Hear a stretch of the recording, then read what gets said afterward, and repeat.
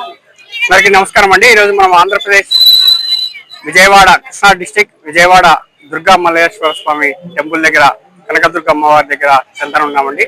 మరి ఇక్కడ మన రాష్ట్ర ప్రభుత్వం దేవాదాయ ధర్మాదాయ శాఖ అండర్టేకింగ్ లో మరి ఇక్కడ అమ్మవారిని నవరాత్రులు ఘనంగా జరుగుతాయండి. అంగరంగ వైభవంగా నవరాత్రులు జరుగుతాయి. ఇక్కడ దుర్గాదేవిని దర్శించుకోవడానికి ప్రపంచ నలుమూల నుండి భక్తాదులు వేలాది మంది ఇక్కడ విచ్చేస్తుంటారు.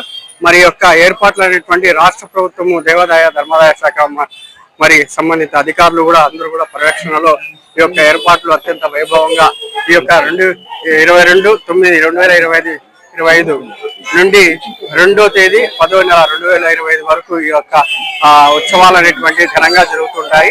మరి దసరా అంటేనే మనకి రాష్ట్రంలో ప్రముఖంగా గుర్తుకొచ్చేది మరి మనకి విజయవాడ కనకదుర్గమ్మ తల్లి.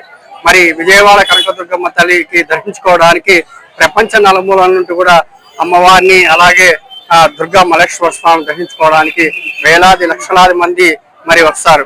మరి ప్రభుత్వ గణాంకాల ప్రకారం 10 లక్షల మంది పైచులకే అమ్మవారిని స్వామివారిని దర్శించుకోవడానికి వస్తారని గణాంకాలు చెప్తున్నాయి.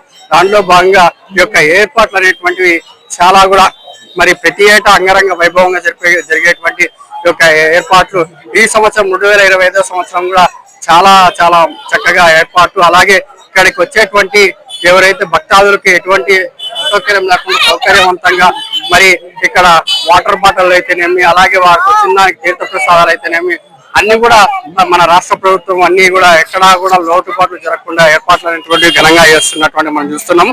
అలాగే సమాచారానికి సంబంధించినటువంటిది ప్రతి ఒక్కటి కూడా వైద్యం సంబంధించి మరి ఇక్కడికి వచ్చేటువంటి భక్తాదులు అందరూ కూడా చాలా ఆరోగ్యకరంగా ఆహ్లాదకరంగా స్వామివారిని అమ్మవారిని దర్శించుకొని వెళ్లే విధంగా ఏర్పాట్లు అనేటువంటివి అన్ని కూడా చేస్తున్నటువంటిది. అలాగే మరి ఈ ఏర్పాట్లో భాగంగా మరి ముఖ్యంగా మరి పోలీసు వారు కూడా తమ శక్తివంచన రాకుండా మరి కృషి చేస్తున్నటువంటిది మనం చూడొచ్చు.